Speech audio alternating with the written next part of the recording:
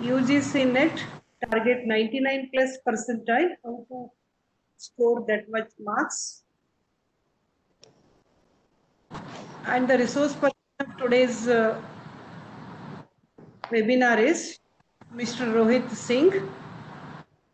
I would like to give the brief introduction of Mr. Rohit Singh.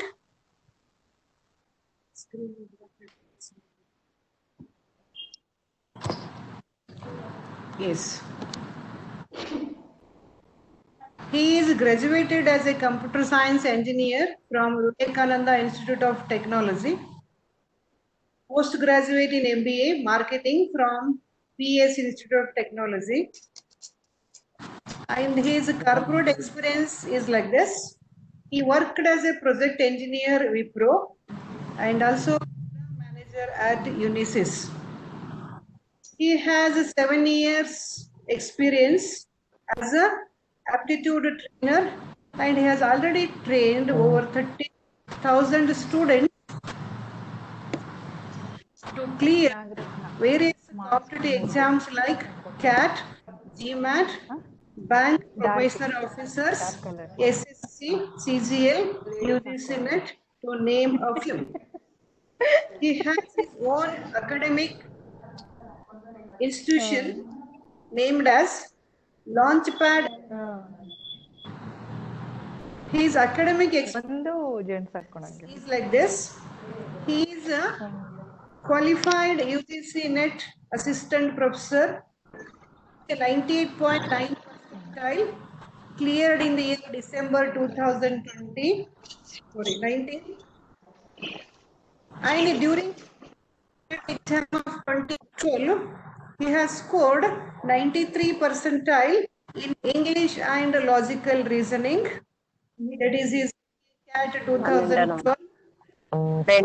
His All India ranking in 2013 examination is 680, which is eligibility for getting the MBA course. He has cleared Karnataka PGCET during the year 2013 with the 6th rank. And finally, 5 of them remained absent. He was declared as the first. It has been awarded with the best project. The title of the project is Traditional and Non-Traditional Marketing Strategies Used by Startups. This was the award given by PESIT. This is the brief introduction of our today's resource person, Rohit Singh. I will assure all my delegates and all my participating friends here, they will definitely gain the maximum information about how to clear UGC NET and how to score 99 plus percentile and how to come out with the colorful results. Now, the session will begin. The resource person is going to commence his presentation on how to clear or how to pass this NET, the toughest one as we feel with the 99 plus percentile. Now, thank you friends. Now over to Rohit Singh.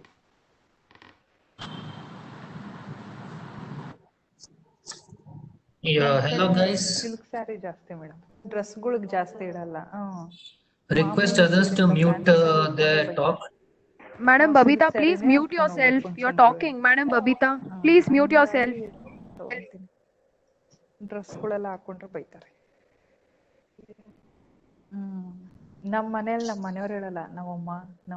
Babita, request you to.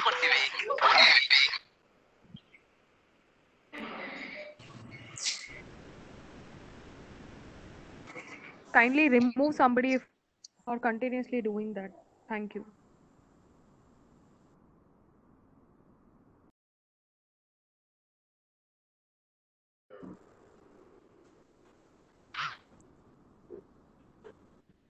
Yeah.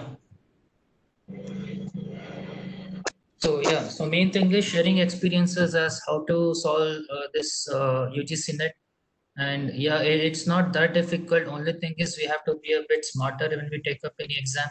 And taking up CAT exam and then PGCET or CMAT or SAT for that matter. Since I had that experiences, let me be frank, UGC NET was completely a different game.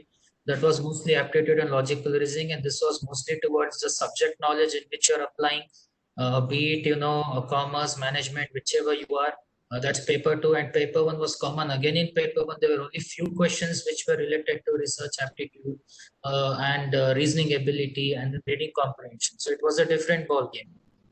But yes, I could clear that. So let's see what I can share with you guys. Any questions I would take at the last. So this is the agenda which has been set for today. So those who are new to UGC NET, I would give them a brief introduction of what UGC NET is, and the next thing is the main which we want to concentrate on, how to crack the paper. Okay, so first thing we are going to learn on to understand how the paper works, what to expect from the paper, and the next thing is analyze your strengths and weaknesses. And after that, once you know your strengths or weaknesses, I have time. How do I allocate my time? How do I utilize my time? How do I maximize my score? How do I reach my minimum cutoff? Is only minimum cutoff enough? So all these things we are going to look into it. And then last but not the least, every great man or woman said, practice, practice, practice.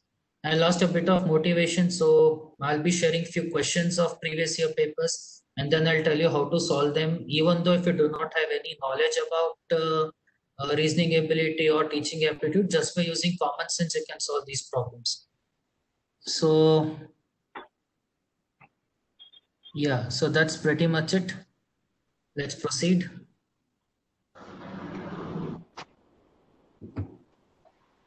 Yeah, it is an exam conducted by UGC, University Grants Commission, for assistant professor and junior research fellow. That's one part, and assistant professor only. That's another part.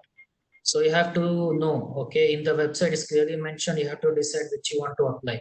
Is it only assistant professor only, or is it assistant professor and GRF together? Both are different. Assistant professor only, anyone can take because there is no age limit. Assistant professor and junior research fellow, you have an age limit of 30 years. You cannot go beyond 30 years. I took this exam when I was 31. To tell a joke, I got married and I got scared how my life will be, so I took up UGC. Okay, jokes apart. So in between, I'll be cracking jokes, so don't mind. It should be good enough. So it is conducted by NTA, National Testing Agency, and it's a computer-based test. Initially, it was paper and pen based, shifted to computer-based, well and fine. And we have two papers. Initially, there were 3 papers, paper 1, paper 2, paper 3. But now it's been reduced to 2 papers. So paper 1 has got 50 questions, 100 marks. That means each question, 2 marks. And then paper 2 has got 100 questions. Again, each question, 2 marks. All right. So what are the questions to expect from paper 1? You're concentrating on that. So questions on teaching and research aptitude, general awareness, reasoning ability, divergent thinking, reading comprehension. Okay. And this is the scoring system. All questions are compulsory, no negative marking, breather space, because, whenever we have negative marking, we tend to be a bit cautious. We are worried, okay, if we lose out any question, then we are gone. And each correct response, 2 marks, as we saw from the previous 1 minute. And then no marks will be awarded for questions unanswered or marked for review. So this is important, guys. So if you're marking the question for review, please answer them and then submit the question. Even though answered and still it is in mark for review, it won't get accepted. So I'll tell these later, as and when I took the exam, what was the situation, how it was, everything I'll tell later. Okay, so we will continue further. Now, UGC NET is different from CSIR NET.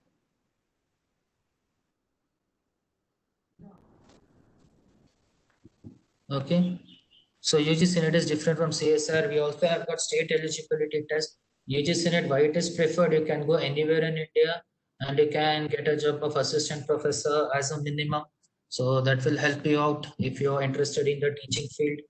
And from there, you're only reaching towards the stars. Okay. So now coming to the main topic, how do we achieve? What should we do? What is our agenda? Paper 1 has 50 questions carrying 100 marks. Now, the thing here is, it is common for all the various people of different categories who are taking this exam. So paper one is pretty much common to everyone, and that's where it's like a make or break game, because we know paper two we are good in our relevant subjects. Now I took management, I would be good in management. You guys must be in commerce. Few of them would be in music. Few of them would be in Kannada. Few of them would be in Hindi. So like this, each and every person might be good in their paper two. But then again, paper one is a make or break section. Yeah, so paper one is a make or break section. I need to concentrate on how to get marks here. And we all know that, you should get minimum 40% marks to qualify for the next one. Means what? You should get 40% in paper one, 40% in paper two, and only then you would be considered. Okay, so make sure, you get that 40%, very much important. Okay, this 40% is very much important. So how do I get 40%? So that should be by minimum agenda first. I've got 50 questions. I have to get 40%, 100 marks. So that means I have to get 40 marks. 40 mark means initially out of 50 questions, 20 questions should be correct by default. Okay, so this is my first agenda which keeps in my mind. I'll think, okay, fine, I have to get minimum 20 questions correct, and later whatever extra questions I get, that will just add to my score. Okay, so that's my agenda first. Reach the minimum cutoff and then concentrate on maximizing the score. This was my strategy when I started.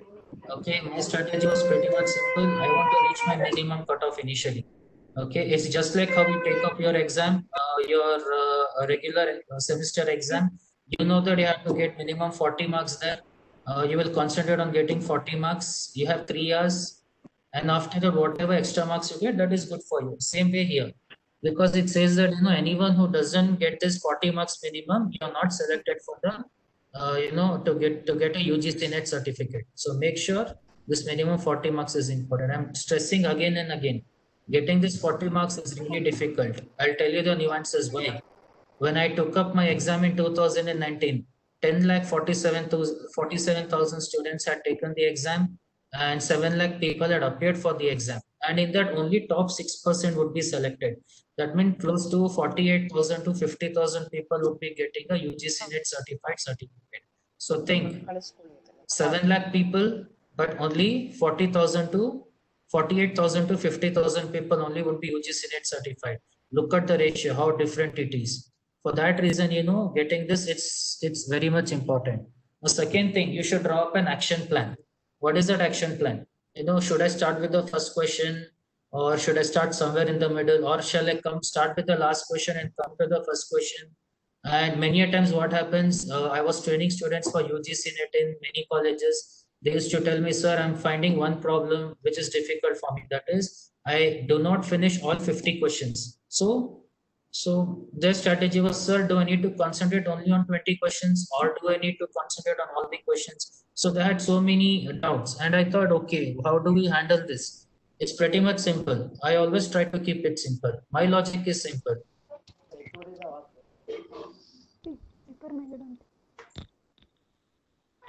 Yeah, my logic is pretty much simple. It is, keep things in your hand, which is under your control. Which is not under your control, just check it. Don't think about that. So what is under my control is 50 questions, 100 marks, getting minimum 40 marks as my qualifying marks. So this is under my control.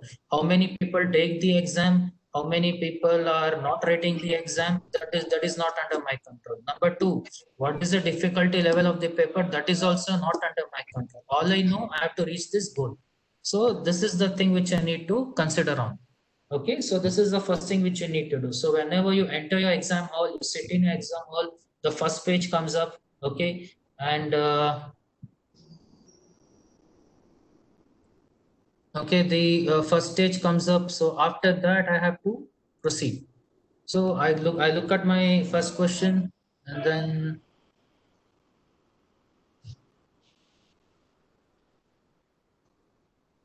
yeah, I look at my first question, and then I'll see, okay, can I do, can I not, I will proceed further. So I should have some strategy. The strategy is, you have on your right hand side corner, you'll be having your questions, and from there I'm going to proceed further. So this is the first thing. These are my first questions which I need to ask myself when I enter into an exam hall. So how do I start? But two things are in my mind fixed before I enter. Get that 40 marks minimum. Get that 40 marks minimum. I keep feeding that to my mind. Okay, let's proceed next. So next which I need to do is concentrate on my strengths and weaknesses. So what I did generally, now I saw what my strengths are. My strengths are, since I was good with my reasoning ability, reading comprehension, and since I'm from engineering background, information technology. So I knew in these three topics I'm pretty much good at. So what I did when I took the paper, I directly went to these questions and then I solved them. Okay, so those are my strengths. So what I do like this, I keep my strengths. So identify which topics you're having your strength, concentrate on them. Second thing which you need to do is, there are certain questions which are pretty much easier. Even if you do not know the concept, the options are going to help you to get the answer. So this is called using common sense. Okay, you're going to eliminate the answer options and then you're going to, answer them. So this is the second thing which you need to keep in your mind, which I always tell all my students whenever they take up any exam. Number one, you have got a greatest trump card ever. That is the answer options. A person takes lot amount of time to set a question, but that same person will not take so much amount of time to set the answer options. I can give you one simple example. When you're free, go home, take out any question, and then you'll see how the answer options are played.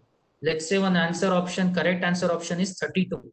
Okay, like I'll mark option A as 23, option B 32, the exact value. Option C will be half of 32, 16, and option B will be half of 23, somewhere around 11. So like this, I'll play with my answer options. Okay, so that's what you have to keep in mind. So answer options are my best friends, which will help me to get my answers. Now, what are my strengths and weaknesses? Strengths. My strengths are what? As I told you, the topics which I'm good at, that I'm going to concentrate. Number one. Number two, I'm going to take risk and then I'm going to eliminate answer options. Why I'm going to take risk? Because I know there is no negative marking involved. And number three, always I'll keep in my mindset, get those 40 marks, get those 40 marks, get those 40 marks. Okay, these are your strengths. Now, what are your weaknesses? Okay, weaknesses. This is what I've seen many people when I went to take the exam. I was standing in queue. I saw many people discussing, oh, there are 10 lakh people taking the exam. I do not know how do I clear. And there are, you see different genre of people sitting in exam hall. Like when I was in my exam hall, there were many people who are already lecturers. Okay, and they wanted to come to assistant professor. Now, any person like me would get scared. They'll think, okay, this guy is already a lecturer. He's pretty much good in his subject. So like this, we have got different mentality when we enter.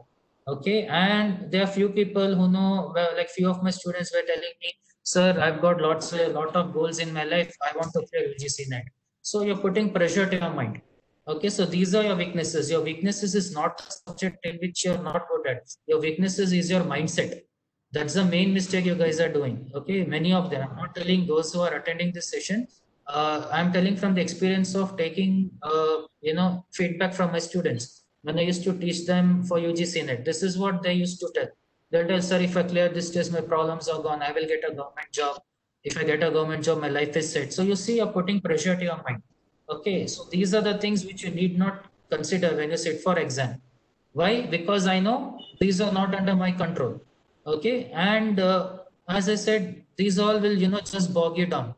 There are few more people, who just before entering the exam hall, they again keep studying. Okay, see, looking into this, there are other people who get scared also. There are so many things which are there. Okay, and I've seen many people, fidgeting subconsciously and then sweating in examination hall. Why? Because you're not concentrating on your strengths. You're afraid, you're, putting a lot of pressure to your mind. It should be a relaxed environment. Only then you can clear it.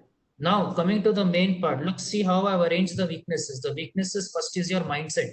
The mindset should be correct. It should be like, okay, this is not under my control. I'm not going to care about it. I'm just going to care with what I know. That was my mantra which I went, and that's the reason I got the 98.9 percentile. Okay, because my mantra was pretty much simple. I do what I'm good at. Rest I'm not going to consider at all. Okay, now coming to the main thing.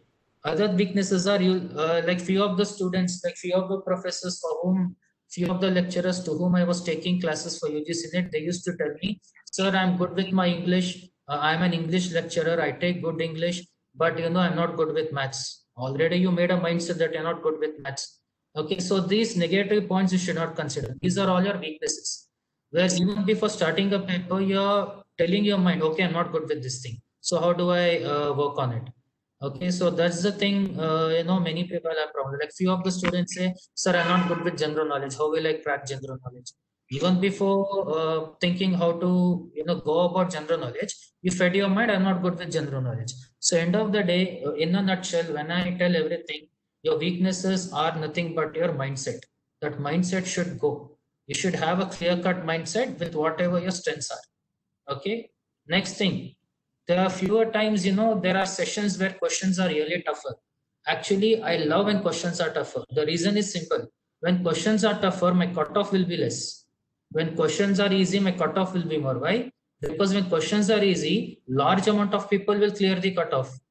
And when questions are tough, very few people will clear the cutoff. Who are these people who are good with their subject knowledge, who know to use the answer options to eliminate, and who have a positive mindset?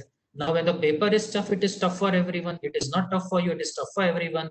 Only difference is the other people are, quite confident. Okay, paper is tough. That means my cutoff will be less. So I have to give importance to accuracy. So there are two things you need to consider. Number one, accuracy, which means that whatever question you attempt, that should be correct. Okay, and when question paper is easy, what will happen? You will become a bit relaxed kind of a nature. Okay, this is a bacha problem, I'm going to solve. Like you, there are many people across India who will be thinking that as a bacha problem. Now think about when paper is tough. When paper is tough, okay, only those people who are very good at solving will do. I can give an analogy as well. Analogy is quite simple.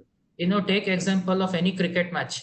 Okay, let's say, initially Rohit Sharma and Virat Kohli got out. So we get to know in test match, okay, the wicket is bit dampy and it is helping the bowlers. But there will come a time where it helps the batsman also. It is all about looking through that half an hour phase where, you do not lose out wickets. And that's the reason you have players like Rahul Dravid, Ajinkya Rahane are pretty much good with their technique. They know, okay, if I look into this half an hour, I'm sure going to get century, or I'm sure going to take my team score higher. The same strategy comes here. The same strategy comes here where, okay, the paper is tough. I'm okay with that, but I'm going to make sure that whatever attempt will be correct. Okay, so that thing I have to keep in mind. And last but not the least, the main thing which I hear from all of them is I was not able to cover all the questions. First question when I used to come out of the exam hall, and these are the questions which I used to hear among students, telling that, okay, did you attempt all the questions? Did you reach till question number 50? Did you reach till question number 100? So that's one thing which you're going to do. Second weakness is I will blindly mark any random answer option. Inky, pinky, ponky, father as a donkey. You're going to do this. I'll go to mark any one as my answer option, and then I will proceed. Again, this will not help you out, because you're trying to just play with the marks. Why? Already you made a mindset, question paper is tough, I'm not going to clear, so I'll mark any random option, and then you're depending on luck, which is not at all good. Okay, so that's the reason I told strength and weaknesses are pretty much important. So always concentrate on your strengths. Do not think about any other thing on the day of the exam. Your computer, your paper, and then your working sheet. That's it. No other thing is required in your mind. When you have this focused mind, only then you're going to clear. So that's what I found different things over here. When I gave my CAT for the first time, you won't believe, I got a score of -10 in quantitative aptitude. I had scored only 10 percentile in my CAT exam. Okay, I could have given up easily, but then I worked again. I sat at home for 1 year, I prepared for my exam, and then I got that 93 percentile over there. So it is nothing but hard work and success which will bring you out there. And now, where life has brought me, I have become an aptitude trainer for others. So -10 in quants to aptitude trainer now. So this is the journey which I have underwent. Okay, from being a person with getting negative marks. At least many of you guys are intelligent. You won't even get 0, you'll get positive marks. I was a guy who got negative marks. Why? Because I was concentrating more on my weaknesses. On the day of the exam, CAT had become, online for the first time. Many people were telling, oh, gone, everything gone. So I used to take this to my heart. I used to take this to my mind. And I did not concentrate on the question paper which was there in front of me. In my in my laptop over there. Okay, I did not concentrate there. Everything negative mindset I had. Next time when I went, I did not talk to any people. I just concentrated on my work. I went there and then I came up with flying colors. So that's the thing I was telling. I was sharing my experiences over there. So make sure you concentrate on this. So nutshell of strength and weaknesses. Initially concentrate on the sections in which you are good at. That will help you to get that minimum 40 marks which is required. Once you know you're through with that 40 marks, then you can use your common sense to work on teaching and research aptitude. Okay, let's say few of them are good with teaching and research aptitude. You concentrate there to get your 20 questions correct. Once you got those 40 marks, concentrate on reading comprehension, because reading comprehension 5 questions I can get correct, and the passage won't be that tougher. You can concentrate there. Okay, the next thing which you can do is let's say you're good with divergent thinking. You can concentrate on divergent thinking. Now what is divergent thinking? Rather than a regular thinking, the question will be asked in a haphazard manner, and you have to think out of the box to get the answer. That is divergent thinking. If you're good with that, you can start with that. So end of the day, I want to start my exam on a positive note. Okay, I want to start my exam on a positive note and end on a positive note. So this is my mantra which I always used to share with others. So positive note starting means what? No, I'm good with reasoning ability, reading comprehension. So I'll start with that. And then I will move on to that section where I'm, a bit okayish. Like for example, let's say, I'm not okay with research aptitude, for example. So I'll keep that in the middle sections. And after that, I will go on to next section, which I'm good at. Let's say I'm good with data interpretation, solving the graph. I will move on to graph. So like this, I'm going to work on my strengths and weaknesses. Okay. Yeah, let's proceed further. Next thing, time management, which is pretty much important. So when you have a good time management, you can work on. So how do I go with my time management? So as I've given here, look at the time limit which is given to you. 50 questions, 100 marks, minimum cut off 40 marks. Okay, and then you have 100 questions, 200 marks, minimum cutoff will be 80 marks. So now I know by default out of 300 marks, I should score 120 marks, which is nothing but 40% of 300, combining both paper 1 and paper 2. How much time is given to me? 3 hours. So in 3 hours, I have to score this 120 minimum and try to get some extra marks over there. And that will help me to clear my cutoff. So how do I start with it? So time management. So how I used to do is this way. Start with questions which is easier for you. Now this is subjective in nature. The definition of easy for me is different to the definition for you of easy is different. For me, easy means what? Whenever I see any question, that should be a one-liner. If it is a one-liner question, I will solve that immediately. That is my strategy. Okay, so when I go for my reasoning ability, if there is any question which is more than 2 line, I will not solve. Right? That is my mindset. Your mindset can be different. My mindset is this way. It is for me, okay, one line question I can answer, I will answer. So like this, I'm going to go ahead with those questions which are easier for me. Now what I did, I allocated 1 hour for paper 1 and 2 hours for paper 2. Why? Because I know that paper 2 requires a lot of time. It is subject specific, and you should be good with your subject, and your concentration more will be on that. Like for example, if you're taking commerce as your paper 2, it would be finance, financial management, international banking, international business marketing. Like so many subjects are there, and all subjects will be covered. Everything which is there in commerce will be covered over there. It's a huge bundle of questions for you. So I know I have to concentrate 2 hours over there. So what I did, I took 1 hour for paper 1. Now I know I got 60 minutes. I've got 50 questions, and then I've got 40 marks. So how will I do that? So this is the thing I have. I've got 50 minutes, 60 minutes, I've got 50 questions, I've got 40 marks. Now in this 60 minutes also 5 minutes is gone. Tell why? Very much simple. You're in your groove when you're taking your exam. People will come now fingerprint to signature like this. So when they come for fingerprinting, signature, etc., 5 minutes is gone. So now how much time I have? I have 55 minutes. I have 50 questions and minimum cutoff is 40 marks. Okay. So now the time has changed to 55 minutes. It has changed to 55 minutes, and then I've got 40 marks to cover. So how will I do that? Now, as I told you, I will select sections which are easier for me. Now, this is pretty much important, guys. Time management, time strategy, pretty much important. So what I did, okay, now I know how will these 50 questions be arranged. One thing I'm sure, one reading comprehension will be there, which is of 5 questions, and one data interpretation, that is nothing but a graph. You must be given a table graph or a line graph or a pie chart, that is 5 questions. So 10 marks definitely will be there with you. Okay, so 10 marks will be there with you. Perfect. From data interpretation and reading comprehension, 10 marks definite. Okay, 10 into 2, 20 marks. So you score 20 marks. Another 10 questions you have to score. So reasoning. Okay, for me, reasoning again is good. Reasoning means what? What all questions can come in reasoning? Reasoning, you'll be having, let's say, coding and decoding, where you have to work on, what do you say? The alphabets. Okay, and then you have blood relationship. Again, one question on that. And then you have, questions on mathematics, general mathematics, like, finding profit, loss, or discount, or simple interest, compound interest. So like this in reasoning, you'll be having like 7 questions. Okay, so now I know how much 17 questions I have solved. 17 into 2, 38. Another 2 marks I need to get. Another 2 marks I get, I'll reach my 40% cutoff. So I know, since I'm an information technology background of computer science, I chose information technology. Excuse me. I chose information technology. I know information technology, 4 or 5 questions I'll be getting. So that means somewhere close to 22 questions I have answered now. Now 22 questions means I have got those 44 marks. I have cleared my cutoff.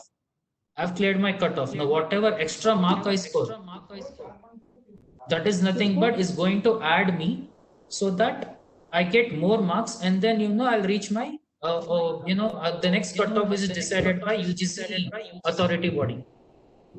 Okay, so they know that everyone should get minimum 40, only then they'll be considered. I'm repeating again, 10 lakh people had applied, 7 lakh people appeared, only 60,000 people had got UGC NET certified. Look at the number. So for 10 lakh, 60,000 means only 6% will be selected. That's the norm given by UGC. Top 6% would be selected for this thing, for your UGC NET certification. So that is important. I have to be in that 6%. So that means if you look out, there are many people who had not reached the cutoff of 40. That's the reason, many people are faltering, because that cutoff of 40 is not able to reach by them. I told you why. Strength and weaknesses. You're not concentrating on strengths. You don't have a perfect strategy of how to start a paper. Many do not have a positive mindset as to, okay, fine, I do not want to care about anything. It's me and my paper and my computer, which is there in the examination hall. So all these mindsets is going to help you to clear your cutoff. This is what is important. All right, guys, I hope this really helped you, because this helped me a lot. I always went with this mindset. Okay, and next thing which you need to do is apply the strategy. Now I have got 55 minutes and 50 questions. Now, how do I allocate for data interpretation? Let's say I got 5 questions in data interpretation. I know if I solve the data interpretation, I can get these 5 questions. So what is the background of data interpretation? Data interpretation means I should be really, really good with my percentages. Really good with my percentages. Now, how can you be good with your percentage? I can tell you simple things which you can do in your life. As I told you, I did not use any hard and fast rule.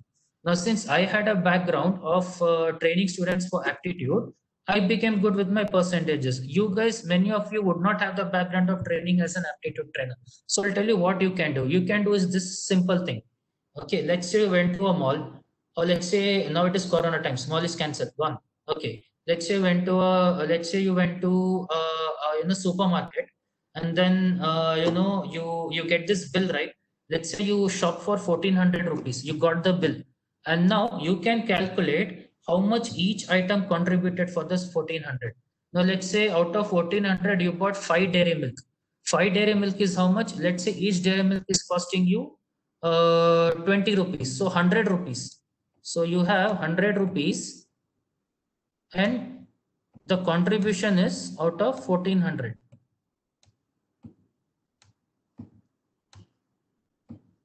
So what is the contribution? 100 by 1400. What will be the contribution?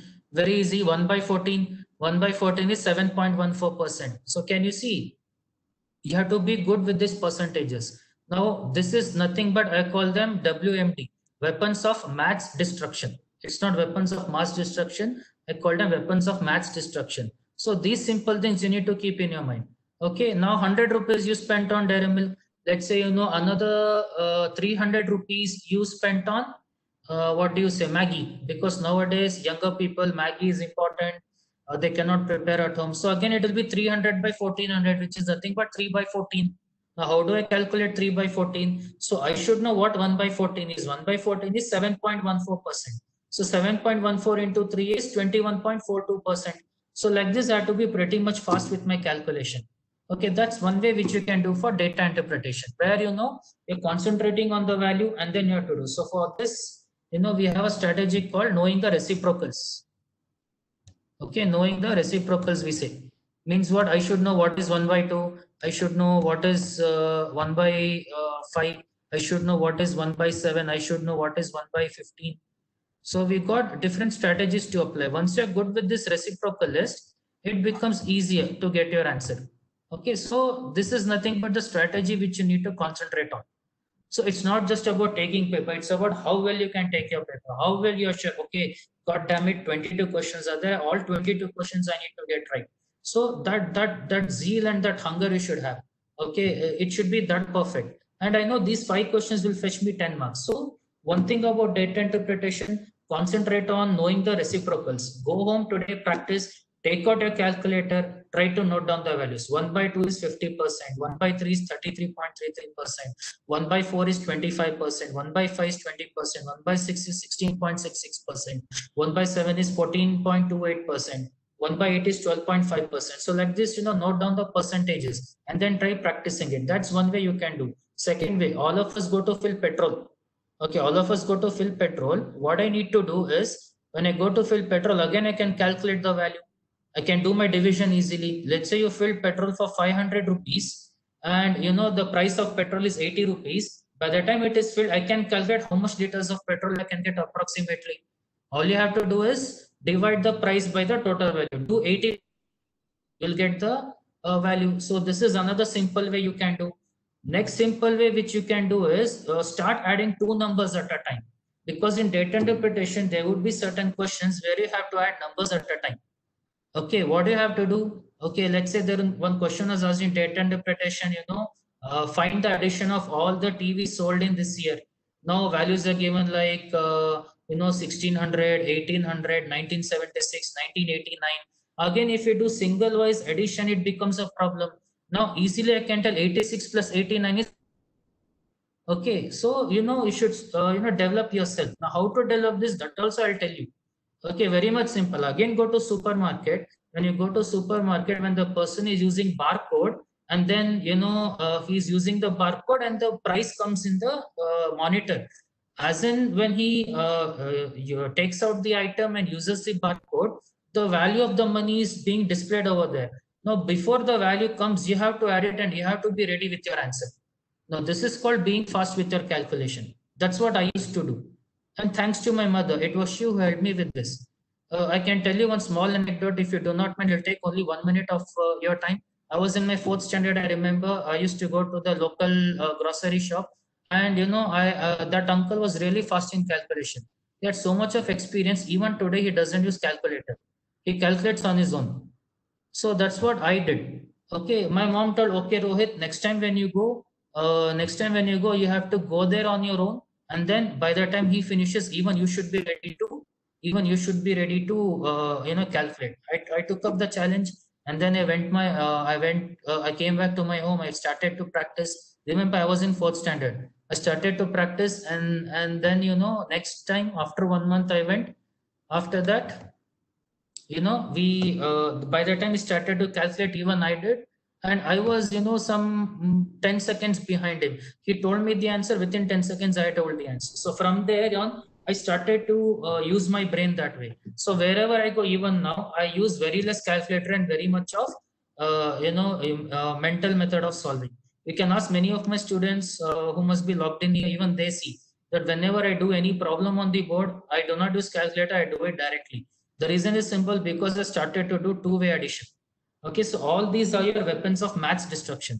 You start to do 2-number addition, You should be good with your percentages, and you should be, good with looking into the numbers where and where they are, and you can proceed that way. So like this you have to do.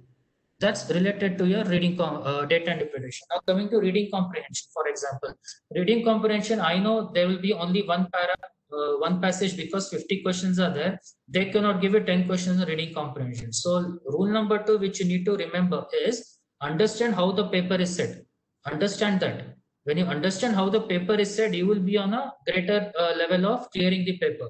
It is just like, Sachin or Ganguly or Dravid or Lakshman getting to know how Brett Lee is going to bowl. Okay, they know, okay, he's going to bowl this way and I need to be ready for this. Okay, so that's how you have to start preparing now. Take example of tennis also. Roger Federer, Novak Djokovic, okay, he's going to use backhand. No, I have to be ready. It is called it's called anticipation. That's what you have to do. Now, 50 question means how it is arranged. It should be evenly paced for all of them because paper 1 is common to everyone. A person is taking music as an exam, for him it is common. A person who is taking, management, for him it is common. So in this way, you should know how the paper is set. Now, reading comprehension, I know there are 5 questions. Now, there are 2 kinds of people who do this. Number 1, few people will read the entire passage and then they go to the questions. And there are few people who read the question and then they come to the passage. So now my strategy from personal experience, I would say first read the entire passage and then go to the questions. Now many would say this is difficult, but I'll tell you it is quite easy. Why? Because there are few strategies in reading comprehension also. Now what I used to do, I know reading comprehension minimum 3 to 4 paragraphs will be there, and I used to have a keyword in each and every paragraph. Because of gut feeling, I can say in this para, I can keep this particular word as the keyword. In next para, I used to think, okay, this particular word will be my keyword. In next para, this particular word will be my keyword. And then I used to remember these keywords and then I used to go to the question. When I used to go to the question, I'll get to know, okay, there was this first question. And let's say I go to know, okay, this question comes in second paragraph. Now, second paragraph, I need not search for the entire thing. I'll just go for that keyword. Once I go for that keyword, from there, I can mix and play with my second paragraph. This way is quite easy for me. Now, let's take you took another strategy of reading the question and coming back to the passage. You read the question, you came back to the passage. Now, what is happening? Again, you're reading the entire passage. You're going to second question. Again, you're reading the entire passage. Every time you're reading the entire passage. But rather than doing that, read the passage first initially, just like a normal thing. And once you read that passage, next what you need to do, note down the keywords. You have a rough sheet, note down the keywords, right? Passage, para 1, this is the keyword. Para 2, this is the keyword. Para 3, this is the keyword. And then go to the questions and then answer. Very much easy to do. So like this, you have to apply strategies. Okay. Now coming to reasoning. Again, in reasoning, there are few things which you need to keep in your mind. Number 1, in which reasoning I'm good at. If you're good with family relationships, go to family relationships called blood relationship. If you're good with coding and decoding, go with coding and decoding. So like this, I have to think and then I have to go for those particular reasoning questions. Now, let's say I'm good with coding and decoding. To be good with coding and decoding, what I need to do, again, I should have a few weapons. What are those weapons which I need to have? What are those weapons which I need to have? I need to know my alphabets pretty much good. I need to know my alphabets A, B, C, D, F, G, H, I, J, K, L, M, N, O, P, Q, R, S, T, U, V, W, X, Y, Z. If you're good, try to know reverse also. Z, Y, X, W, V, U, T, S, R, Q, P, N, M, K, J, H, F, E, D, C, B, A. So like this, then you have to be pretty much good with the alphabet. So when you remember both the ways, it becomes easier. Now, I know to learn A to Z, we took till the age of 6. Learning Z to A means gone case. We are done with our degree. We won't be getting it. Okay, so that's one thing. Second thing, I need to know the numbers associated with the alphabet. Like A is 1, B is 2, C is 3, D is 4, E is 5, F is 6, G is 7, H is 8, I is 9, J is 10. So like this, I should know my alphabets. Now again, remembering numbers associated with the alphabet is difficult. So for this also, I have a shortcut for you. The shortcut is remember the alphabets associated with your name. Now my name is Rohit, R-O-H-I-T. R is 18, O is 15, H is 8, I is 9, and T is 20. I remember this way. Now, once I remember this way, how is this going to help me? I know H is 8 and I is 9. And if you go back to your mathematics classes, you have been using A, B, C, D, D, F every time. You have a hexagon, you have used ABCD, ABCDEF.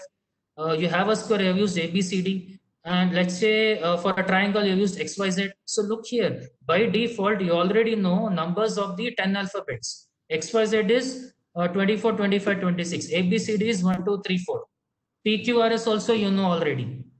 Okay, PQRS is year 16, 17, 18, 19. See, by default, you know 10. That's the reason I tell. It's not just about math class. It is applying math class to reasoning class. This is called, using your brain power. So by default, let's say if you want to know the alphabets also, many alphabets you know by default. Used for hexagon, ABCD, ABCDEF. You have used for rhombus, again ABCD. You have used for, what do you say, the triangle XYZ. And then you have used for trapezium ABCD, you have used for pentagon ABCD, PQRS. Can you see already many alphabets? When you know this many alphabets, the numbers also you should know. So like this, again, I'm equipping myself with few methods. I'm equipping myself so that, I can get my answers faster. Okay, so these are the things which you need to identify. So remember this thing, time management is all about knowing things before. It is not about on that day what you're solving. It is about for that day how you're prepared well. On the day of the exam, all these weapons are going to help you. It is not, what you study before you go. That is not important. This is important. Okay, what you have studied before, what you have knowledge before, and how you're going to proceed. That's the reason always say keep it simple. And see, whatever I told it is just about using common sense. Know your percentages. How to know percentages? Use it in your daily life.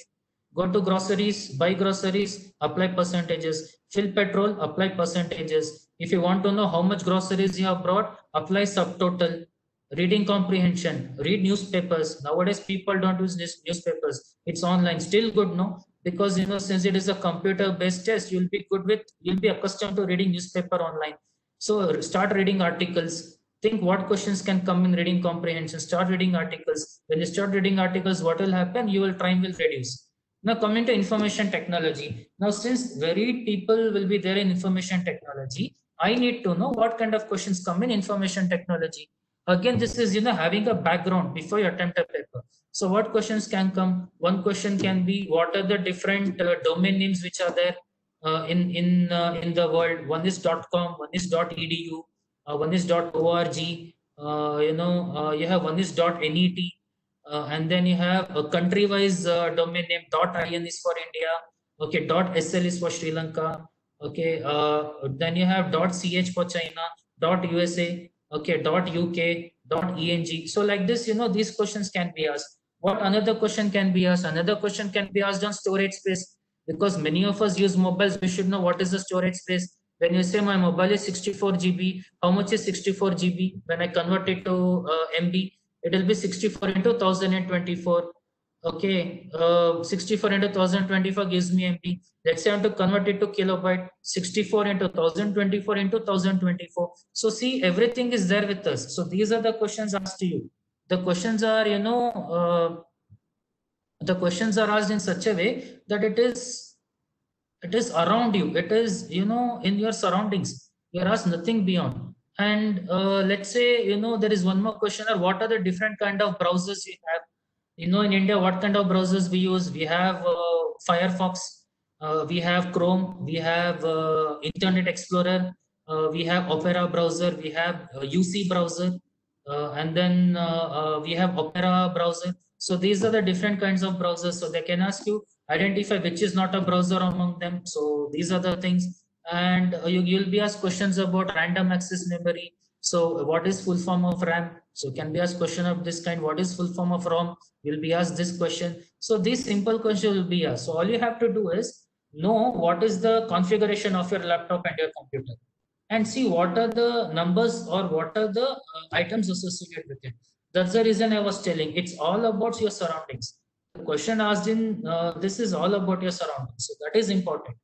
Okay, so go home, see, open your, what do you say? You have your,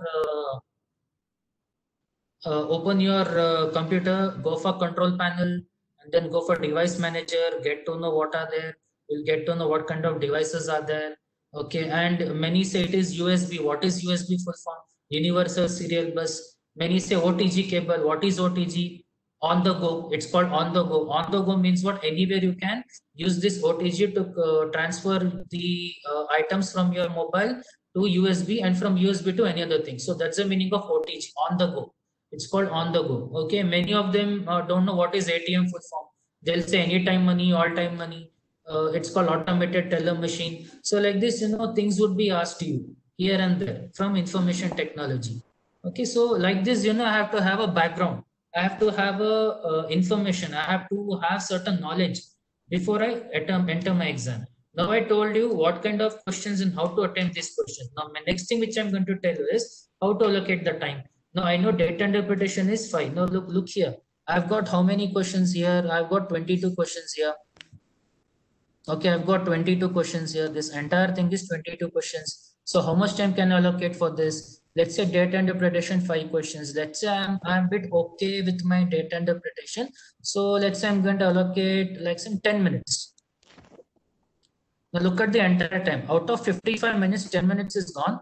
You're left with 45 minutes. Reading comprehension, let's say I'm going to allocate 7 minutes. Reasoning, let's say I'm going to allocate 10 minutes. Reasoning 10 minutes. Information technology, very easy. Let's say I'm going to allocate 5 minutes. How much time is gone? 20, 27, 32. 32 minutes is gone. So I'm still on a safer side. So whatever cutoff I need to achieve, I achieved in half an hour. I've got another 28 minutes left, or 55 minutes, right? So another 23 minutes left. In these 23 minutes, I'm going to score questions. Now I've concentrated on the things which take time. Data interpretation takes time because I have to work on. Reading comprehension takes time because I have to read. Reasoning again takes time because I have to again put pen on paper and solve. Information technology is easy because I just have to look into the question and then I have to answer. Now think about other questions. Think about research aptitude. Think about teaching aptitude. Think about general awareness. All these questions doesn't require you to put pen on paper. All these questions requires only common sense for you to tick mark the answer option. So now you see how I arranged my paper. In the first half an hour, I'm going to solve those questions where I have to put pen on paper. This is my strategy. Your strategy might be other way around. I'm not telling hard and fast to follow my strategy. I'm telling follow a strategy where questions are easier for you.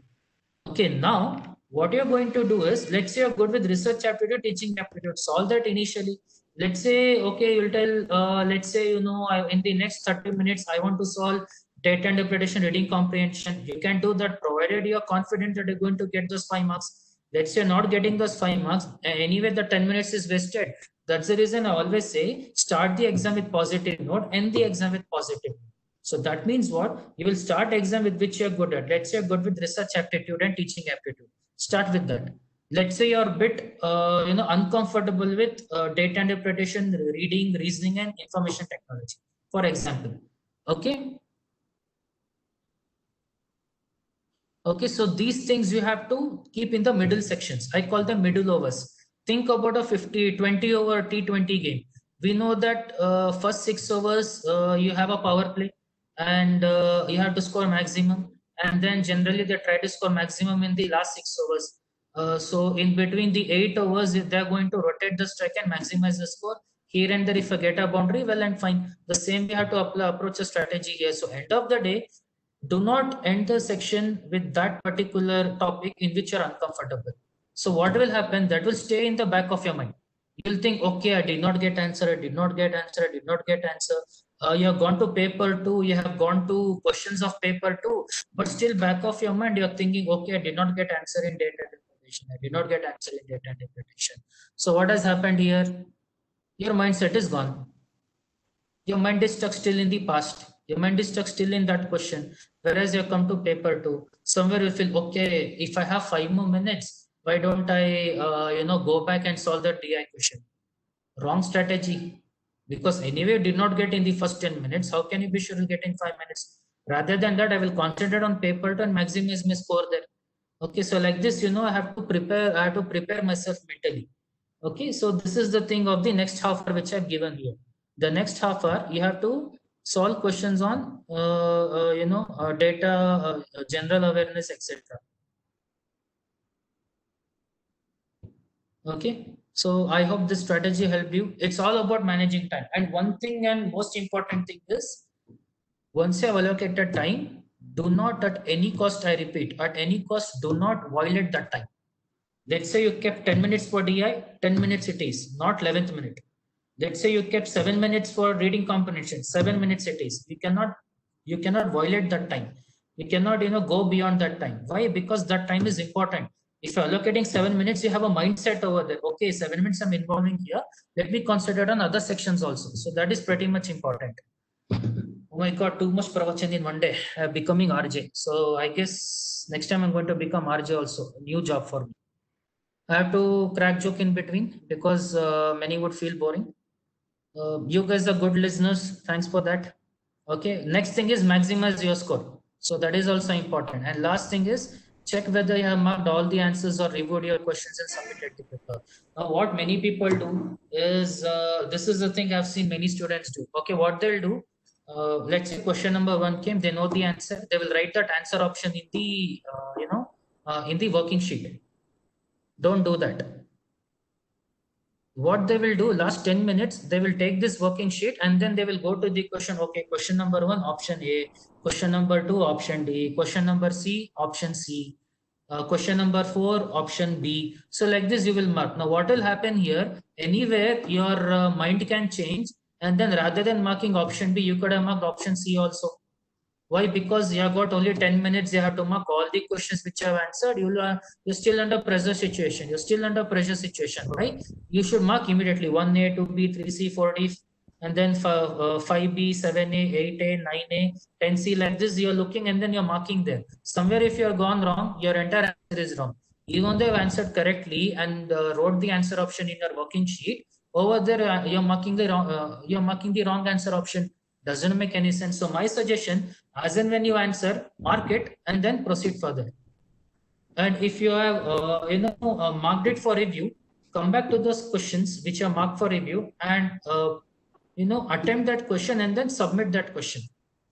Okay, these are small things which many don't give importance to. Attention to detail is pretty much important. Attention to detail is pretty much important. When you have attention to detail, it becomes more easy. Okay. So these small things you have to keep in mind. So I'll give it a nutshell of what happened in time management. Time management, I told you, you have to get the cutoff of 40 marks. You've got 180 minutes. I told you how to allocate 180 minutes. I said allocate one hour for 1 hour for paper 1. When you allocate 1 hour for paper 1, again I'm going to dig in deeper. In that 1 hour, how I'm going to allocate time again. So 5 minutes I told is gone for the signing of the paper and then signing of the paper, and it's gone for signing of the paper and then giving the fingerprint and all. Okay, so that much time is gone. So 55 minutes I have, 55 minutes I have, 50 questions I have. So how do you allocate? I told first half an hour, go for those sections where you're finding to maximize your score. Again, that half an hour, how I'm going to allocate 10 minutes for DI, 7 minutes for reading comprehension, and then 5 minutes for reasoning, and then 8 minutes for information technology, mix and match. But I'll make sure I'm going to attempt these questions only in that half an hour time period. The remaining half an hour is all about maximizing my score. Why? Because I reached my cutoff. Any extra 1 mark more than cutoff will make my percentile go higher. There is a difference between percentage and percentile. Here, percentile will come into picture. Percentile means what? Let's say 100 people took the exam and let's say it is 100 marks. Let's say there was one guy who got 97. So he will be 100 percentile because this is the highest marks. He will be 100 percentile. Let's say another guy got 96. He will be 99.99. Another guy got 95. He will be 99.98. Can you see? It goes this way. Now, let's say there were 5 people who got 96. All of them will be 99.99. Okay, so this is percentile. Percentile is based on the person who gets the highest marks. So in that way, think. Now I know any 1 extra mark, my percentile will increase. Think from that viewpoint. Any 1 extra mark after my cutoff, my percentile is going to increase. So this is all about time management. Okay, so let's proceed further. Motivation I've given you. Vivekananda, he says to take up one idea, make that idea your life, think of it, dream it, live it. Let brain, muscles, nerves, every part of your body work. And that's the way to success. And then, Elon Musk, Tesla Motors, SpaceX, aircraft, which recently joined with NASA, and he was pretty much happy that, you know, a spaceship created by the Tesla Motors, by the SpaceX company, is collaborated with NASA, and the spaceship is going to the outer space. So he achieved it. And one more about Elon Musk is he is one of the co-founder of PayPal. PayPal is the international way of exchanging money. Okay, he says work like hell. I mean, you just have to put 80 to 100 hours week every day. This improves the odds of success. Now I'll tell you how my time management was. Pretty much simple. What was my strategy? Every day I have 24 hours. In 7 days I have 168 hours. Let's say I slept for 8 hours in a day. 8 into 7, 56. Out of 168, 56 hours are gone. 56 hours are gone means how many hours are left? 112 hours are left. 102 hours are left. Let's say in this 102 hours, I am working for 8 hours. Again, 40 hours. I'll be working for 5 days. So 40 hours is gone. Out of 112 hours, 40 hours is gone. That means you're left with 82 hours in a week. Now in this 82 hours, let's say to have dinner, now there is no traveling because coronavirus, so traveling is out of picture. Let's say, you know, in this 82 hours to what do you say? To sleep, to eat food, to get ready, you're spending around 2 hours in a day. So 14 hours out of 82, 14 hours is gone. How much is left now? 68 hours is left. So 68 hours you have in 1 week. So per day, how much hours you'll be having? Think 68 by 7. That is close to 9 hours of your time you're having every day for yourself. If you're not traveling, if you're traveling, remove 3 hours. So that means by default, every day you're having 6 hours of your time where you are free. Now what you'll do in this 6 hours? WhatsApp, Facebook, Instagram, etc., etc., or talk to people. Those who are married, spend time with your family. So in this 6 hours is the time which you have every day. So like this, I used to think, okay, I've got 168 hours in a week. In that, I've got 6 hours per day for myself. Now this 6 hours is what defines you. In this 6 hours, you know what I used to do? Daily 4 hours of preparation. Now preparation 4 hours, no one can sit at a straight. So what I used to do, morning like 1.5 hour, and then after food and after my job another 1.5 hour, in between when there was a lunch break another 1 hour. So like this I used to divide my time. So let's say, you know, exam is some let's say, you know, you have decided now, let's say forget about this UGC net which is going to come in next 1 or 2 months, or let's say, you know, you applied for it, you still haven't got the date. Let's think that this might be conducted in August. Let's take a a word like, you know, it will be conducted in August, for example.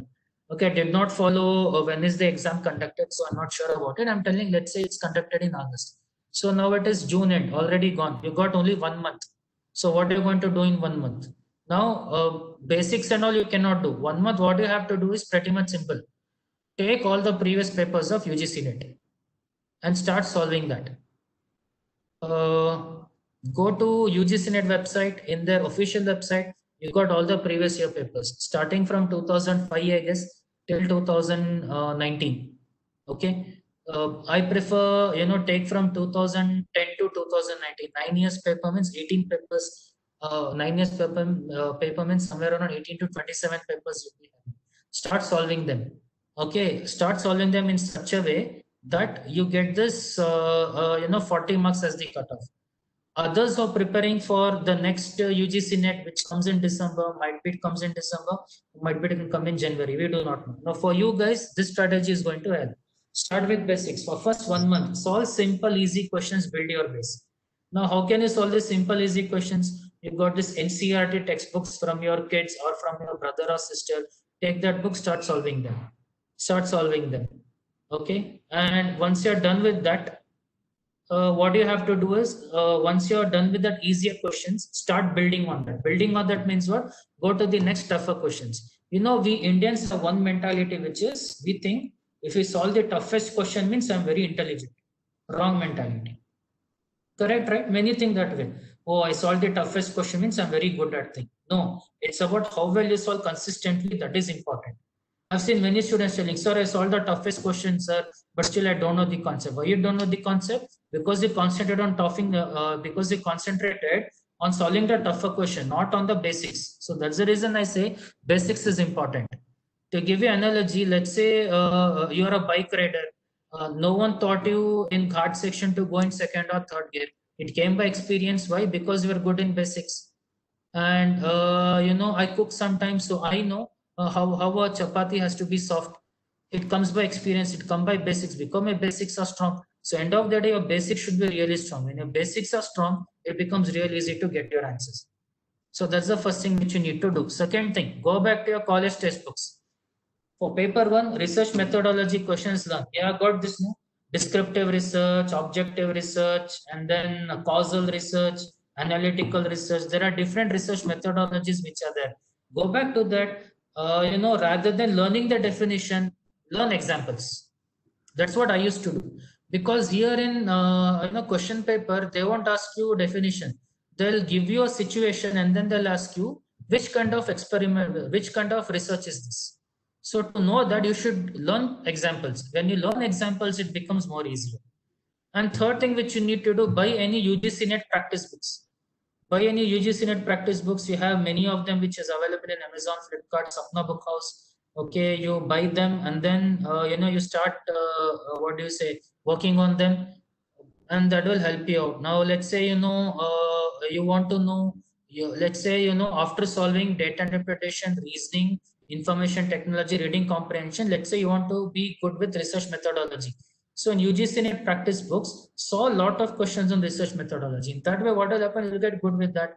Let's say you want to get good marks in teaching aptitude, solve more questions on teaching aptitude. Again, that will help you. So this is a thing which you need to do. Next thing, general awareness on education field. Go for Department of Education, see what all things are available. What kind of satellite has been launched for education in India. Okay, so all these things, knowledge should be available to you. For example, UGC NET, what is the governing body of UGC NET? How is the UGC, not UGC NET, UGC. How is the UGC hierarchy of management? Has it got a governing council? Has it got a student council? Look into that. Know about IGNOU. How is the governing council of IGNOU? Okay, so these things are basic things which is called. This is called static GK. GK is generally two types: static GK and dynamic GK. Dynamic GK is what they'll ask you which college was ranked as the best college in the world MBA rankings from India. Okay, which research college was ranked among the top 10 in the world from India. So these are called dynamic GK. These keep on changing. So you have to again concentrate on dynamic GK. Static GK, as I told you, questions on UGC and questions on what kind of online education is being used. Now we have Swayam, which is being used everywhere, and the satellite is INSAT something, INSAT 12 or something, which is launched into the outer space just for education purposes. So all these things you have to collect information. All information you have to collect. Once you collect all this information, this will help you. Okay, so that's the best way to solve any questions on general knowledge. And there are few questions on climatic change also in general knowledge in your paper one. Climatic change, think what is acid rain, what are the contents of acid rain, and some logic questions like which is the main cause of the main cause of air pollution in India, which is the main cause of water pollution in India. Or now generally they'll ask you questions on corona. Why is it called novel coronavirus? What's the meaning of novel coronavirus? Why it is named as COVID-19? What is the virus strain? It is SARS-CoV-2. What is SARS-CoV-1? So like this, these general knowledge questions will help you to get those extra 3 or 4 marks. Okay, so make sure you have these things handy. So what you have to do, learn everything about UGC, how they're going to, how is the structure of UGC, governing council, student council, president council. There are many councils over there. See what each and every council does. Second, learn about the satellite which is launched into the outer space for education. Learn different kinds of online education methods which are introduced by Government of India, because UGC is related to central government. So you have to learn about things related to that. So for that, what you need to do, you have got this website, right? myindia.gov.in or mygovernment.nic.in, mygov.nic.in. So like this, you've got these websites. Go there, go to Ministry of Human Resource and Development, Go to that particular Ministry of Human Resource and Development. Think what all have been done for colleges over there. So there you will get entire information about education field. So this thing you have to do. Next, climatic change. Think about climatic change which is happening recently. Next, about which colleges in India have been world class. Like IISc has again been nominated as one of the best colleges from India. IIM Ahmedabad has been nominated as best college from India. So like this, these things you have to keep in mind. All right. So this is nothing but your strategy and practice which you need to work on. Okay. Now what I need to do? Every day 4 hours means after 1 month, 120 hours of preparation is done. What I need to do next? Now this is the long-term program which I'm telling. So solve at least 2 papers in a week, preferably Monday and Thursday. So take any previous paper, solve on Monday, take rest. Tuesday and Wednesday, analyze the paper. Analyze the paper means what? On Tuesday, see how many questions you got correct, and then make up the score. And next thing which you need to do is identify which questions you could have answered if there was no time limit. And in this way, you will get to know, okay, I could have answered this question. I could have answered this question. Array, this question was easier. Ayo, this question easier gitu. So like this, you will think. Okay, so that's on Tuesday. Wednesday, what you need to do? Wednesday, you have to analyze the entire paper. Analyze means what? Okay, Tuesday, you got to know what is your score. And then you thought, okay, I could have answered this question. I could have answered this question. I could have left out this question. So like this, you will get to know the strategy. Like for example, let's say you did data interpretation question and then you did not get any answer. So when you did your analysis, you will get to know, okay, I should have not wasted my time on this. Rather than doing this, I could have gone to some other question. So like this, you will get strategies. Wednesday, what you need to do, take the entire paper which you have solved, and then think where all you have to work on again on your areas. In your strengths only, there will be few areas where you have to involve more strength now. Okay, you solve this problem in 10 seconds. Why can't I solve this problem in 8 seconds? So like this, you will analyze your paper. Then Thursday, take one more paper. Friday and Saturday, analyze the paper. Sunday, rest day. Do whatever you want. One more thing which you need to consider is adjust your long working hours. Why you will be sitting for 3 hours? So you have to make sure that, for this 3 hours, you're able to sit. Many of them are not able to sit. When I started practicing for the first time, UGC NET in my home, I couldn't sit for 3 hours. Trust me, honestly, because I was standing and training students, right? Sitting for 3 hours was not my cup of tea. But then I got adjusted to it. I got adjusted to sitting for 3 hours. Many of them would be having back pain. They cannot sit for 3 hours. Many of them, are, quite fidgety, quite cranky, or, what do you say, never had a habit of sitting for 3 hours. So all these things you have to consider, because on the day of the exam, you should be comfortable. That's my main motto. Be comfortable. When you're comfortable, you'll be able to do wonders. Okay. Last but not the least, try to score minimum cutoff every time. Try to score minimum cutoff every time. So when you're practicing, keep in your mind 40 marks, 40%, 40%, 40%, 40%. Keep this in your mind. Just like how Vidya Balan says, no, entertainment. Keep that 40%, 40%, 40%. Keep 40% in your mind. That's more than enough. Okay, so let's proceed further. Now see, I included few questions here. Now let's try to solve this question. A train leaves Agra at 5 a.m., reaches Delhi at 9 a.m. Okay, let me annotate for you.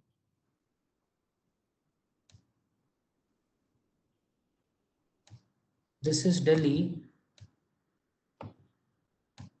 This is Agra.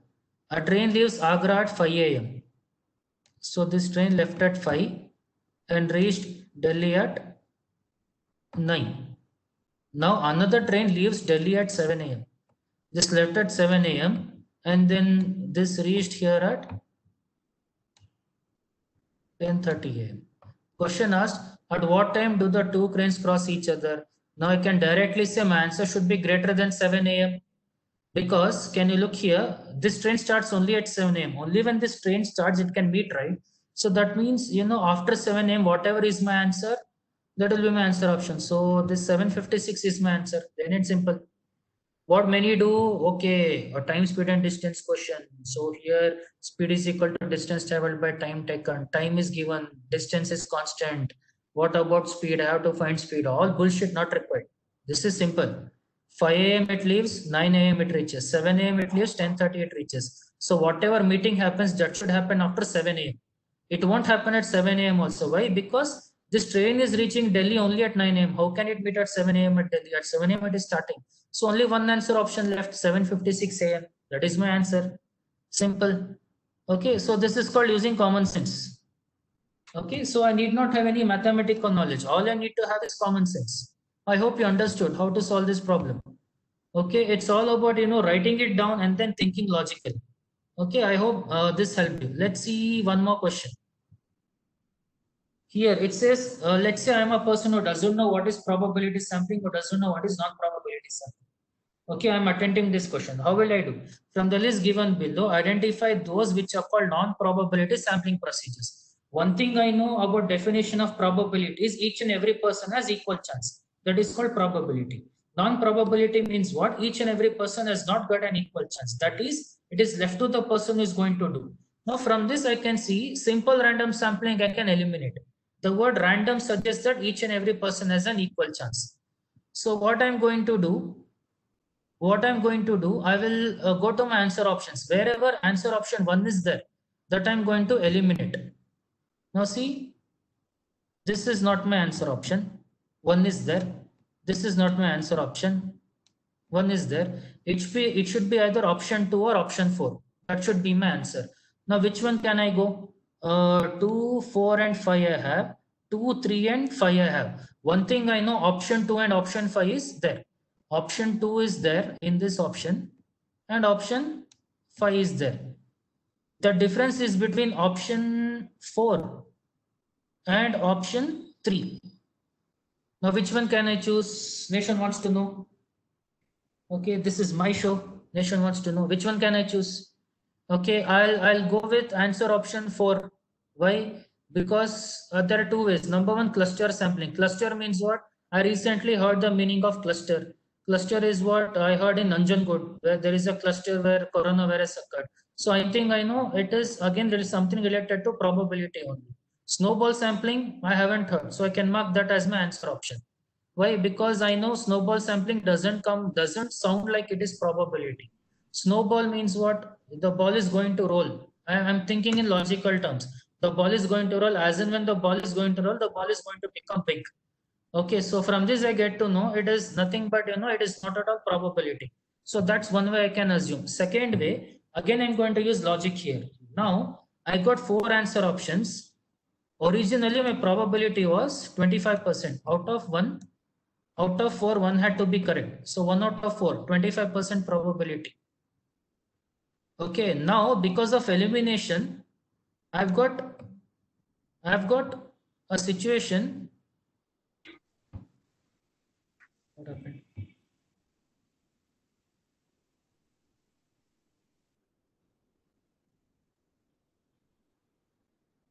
One second.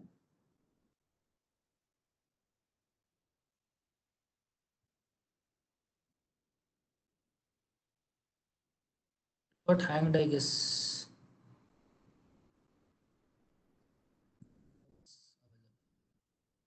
Okay, now here I know one answer out of 4 had to be correct. Okay, out of 4, 1 had to be correct. So probability was 25%.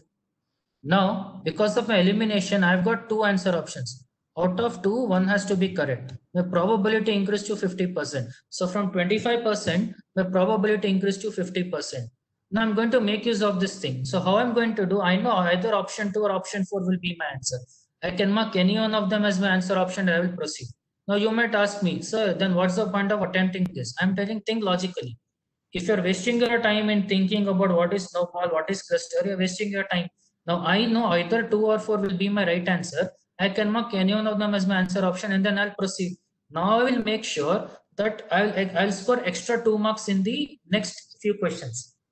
So like this, again, I'm going to balance my paper. This is what I'm going to do.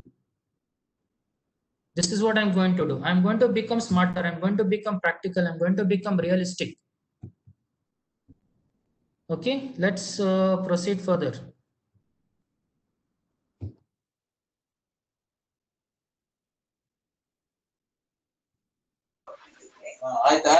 ಹಂಗಾದ್ರೆ ತಿಂದಮ್ಮ gas reaction ಆಗುತ್ತೆ ಅಂತ ಹೇಳಿದ್ರೆ ತಿರ್ಗಾ Okay, I do not know. Again, it's getting stuck. I'm not able to annotate.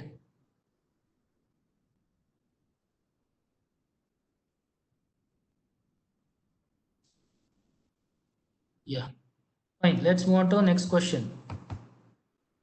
If reason is coded as 5, government is coded as 9, then what is the code for accident? So how can I think about this? Let us study. Reason is a 6-letter word. Okay, it is coded as 5. So my mind will say it will be 6 minus 1. Government is a 10-letter word. 1, 2, 3, 4, 5, 6, 7, 8, 9, 10. It's a 10-letter word. Again, it is coded as 9. So I get to know it is 10 minus 1, which is 9. So I got to know whatever the word is given, the word minus 1 will be my answer. Now, accident is what? ACCI is 8, 4, DENT is 4, 8. 8 minus 1, 7. So my answer will be 7. So like this, I'm going to think. This is called using common sense. I need not have any mathematical knowledge. Okay, so if you look here, reason is a, can you see reason is a 6-letter word? It's coded as 5. Government is a 10-letter word coded as 9. So it is the number of letters minus 1. So accident is a 8-letter word. 8 minus 1, 7. So that would be my answer. Okay. Now coming to the next question. Taj Mahal is mainly threatened by deleterious effect of what? Now I can mark my answer easily as sulfur dioxide. Why? Oxygen, oxidation process. Hydrogen, nowhere related. Chlorine, nowhere related. There is only sulfur dioxide which is related. Why? Sulfur dioxide is part of acid rain. So again, common sense. Let's take example of Taj Mahal only. If you have been to Taj Mahal, it is of the banks of river Yamuna. Oxygen, hydrogen are part of the water, H2O. Chlorine, water is chlorinated. Now, because of chlorine, oxygen, hydrogen, it is not going to affect Taj Mahal. There is only one answer option left, sulfur dioxide. Okay, so this is called using geographical knowledge. Okay, so let's proceed further. Let's see what question we have got. Okay, the data storage hierarchy consists of what? So let's say you do not know all these values, but how can I consider? One thing I'm sure, few people must have heard of the word file, records, and database. You all know you keep files in a record and record in database. So I know fields, record, database should be in an ascending order. So I'll look for that thing. Okay, file, records, and database should be in ascending order. There is only one answer option. Option 4 will be your answer. See, this will be your answer. So how I'm telling this? So I saw all the letters. I got to know one thing. Okay, I got to know that files are kept in records. Think about your college only. When you're in your college, they'll say, "Sari, a record all file ite togomba," they'll say. Yeah, so that's one thing. Regular usage of the word. What I'm trying to tell is your regular usage of the word is helping you to solve a problem. They'll tell we have kept record of 2017. In the 2017 record, there are so many files of students who have graduated. Get that record, they'll say. If it is a physical, let's say you're a computer, you're stored in a computer. You'll say take that record from the database, and then you'll get to know that file, records, and databases come in one straight order. So I'm going to check where file comes first, records come next, and database come next. So these three come together in option 4. I'll mark option 4 as my answer. Understood? Now those who are from computer background, you get to know bits is the least value, bytes is the next value of bits, and then field is the, and then you have got files, records, and database. So option 4 is your answer. Now coming to next one. Which of the following domain is used for profit businesses? .com. Com means what? Commercial. So option 4 will be my answer. So like that, I'm using common sense. All right. Next, in a classroom, the probability of a message reception can be enhanced by what? Establishing a viewpoint, exposing the ignorance of students, increasing the information load, using high decibel audio tools. Now here, I can eliminate this. This won't be my answer. This also won't be my answer. Why? Because message reception, high decibel audio tools, none will reason. Exposing ignorance of students, I'm just letting out my anger. Not required. Not required. This also can eliminate. Why? When you're increasing the information load, the retention of the student is quite less. Think if you're a teacher. When you're a teacher, what do you want student so that you know they respond to you? You're going to keep a viewpoint. Simple. If any student is ignorant, will tell, hey, stand up, don't talk, means who will care? No student will care. Okay, next thing, increasing the information load. You bombard them with more information. Again they'll say, oh my God, so much to learn. They will not give, this thing. And then using high decibel audio tools. Okay, when you're using high decibel audio tools, again, that's not going to work. All right. So I know establishing viewpoint will be my answer. Okay, let's see one more example. Red is coded as 6720. Then how would green be coded? Now here, one thing as I told you, I should be knowing the numbers associated with the alphabet. R is 18, E is 5, and D is 20. Nowhere 18, 5, 20 is there. This is bit not common sense. This is knowing the face value of the what do you say? So what I'll tell you, this is coded as, it's coded as reverse. It is D,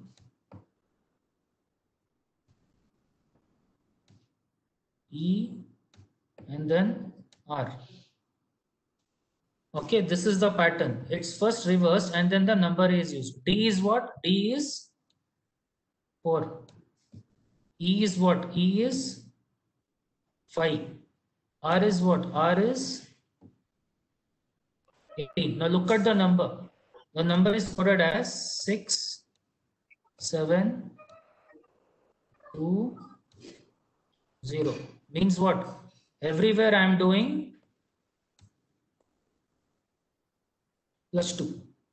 So 4 plus 2, 6, 5 plus 2, 7, 18 plus 2, 20. So that's how I got this code. Red is coded as 6720. Means what?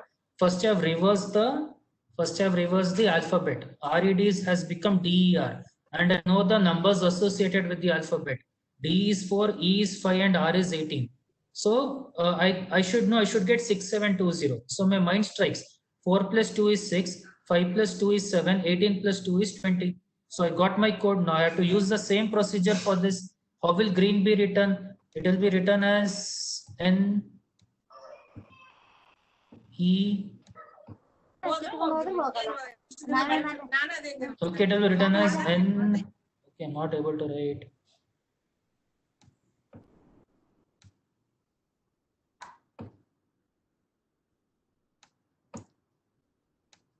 N, E, E, R, and G. Okay, so one thing I'm sure, N is what? N is 14 because I know my values. N is 14 and E is 5. So one thing I know, E is 5, E is 5, 5 plus 2 should be 7. So I'll say where I can use this answer option. So this is gone. This is gone. This is also gone. So it should be either 2 or 4. Why? Because E is 5, 5 plus 2 is 7. I've got 7 here. E is 5, 5 plus 2 is 7. I've got 7 here. Can you see? I've got 7 and 7 here. 16 is, and N is 14. 14 plus 2 is 16. R is what? I can eliminate this also. Why? Look at the numbers. They are different. R is what? 18. 18 plus 2 is 20. So here. So option 2 will be your answer. Like this, I'm going to think. Okay, so red is coded as DER, reverse the letter and then apply the numbers associated with the letter, increase it by 2. So 4 plus 2, 6, 5 plus 2, 7, 18 plus 2, 20. That same logic I have to apply for green. Green is, I have reversed the letter N, E, E, R, G. Now N is what? 14, 14 plus 2, 16. E is 5, E is 5, 5 plus 2, 7, 5 plus 2, 7. So I know 1677 should be there. When I go by that logic, option 1 and option 3 is eliminated. So option 2 or option 4 will be my answer. Now I check with R. R is 18. 18 plus 2, 20. I can mark option 2 as my answer option. So like this I will do. See, in less than a minute we solved this problem. Why? Because I was equipped with all the weapons which I had. Only then I can do that.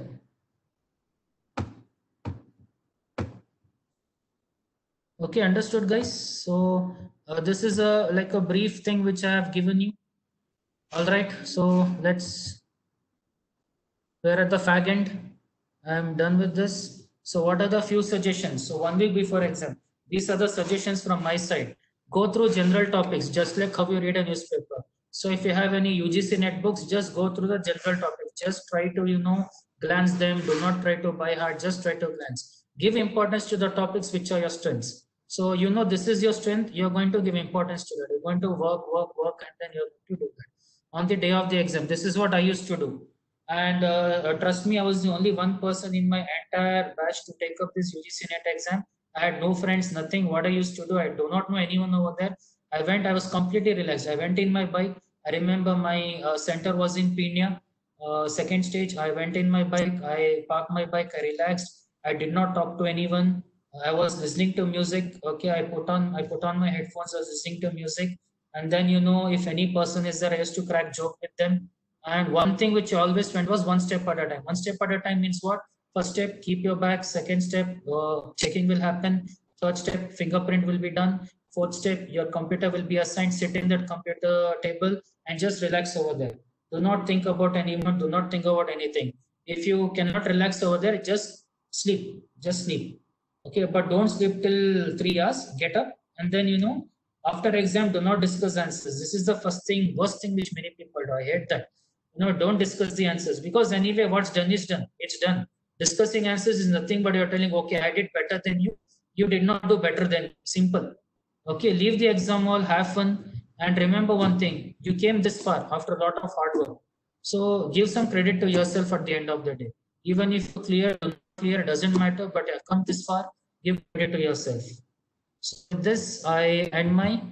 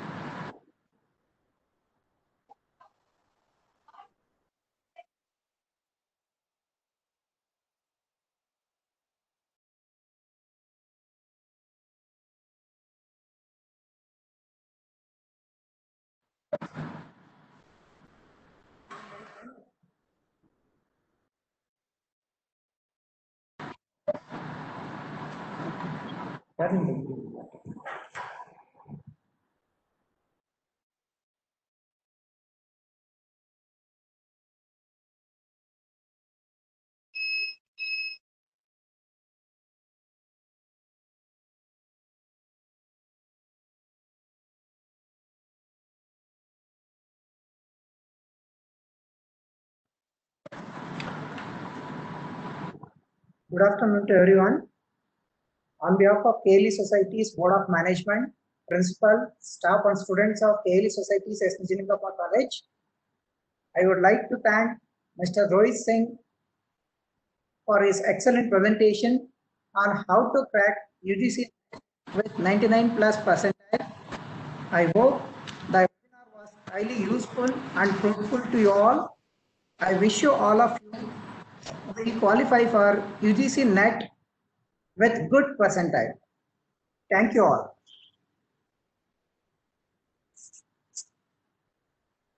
Thank you, sir. Yes, sir. Thank you, sir.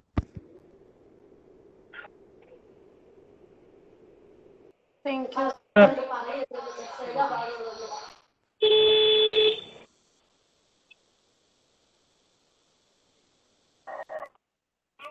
Thank you, sir.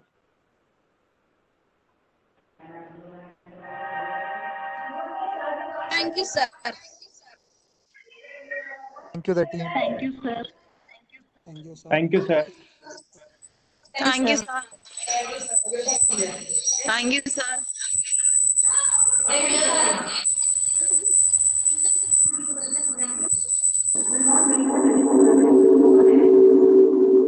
Thank you, sir.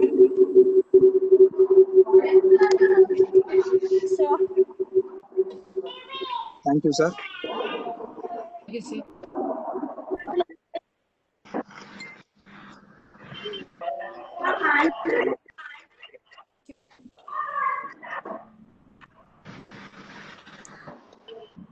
Sir.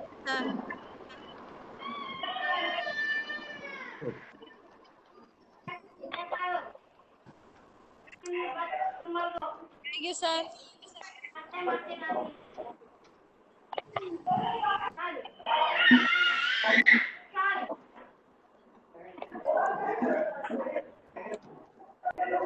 Participants, please refer the chart box for feedback.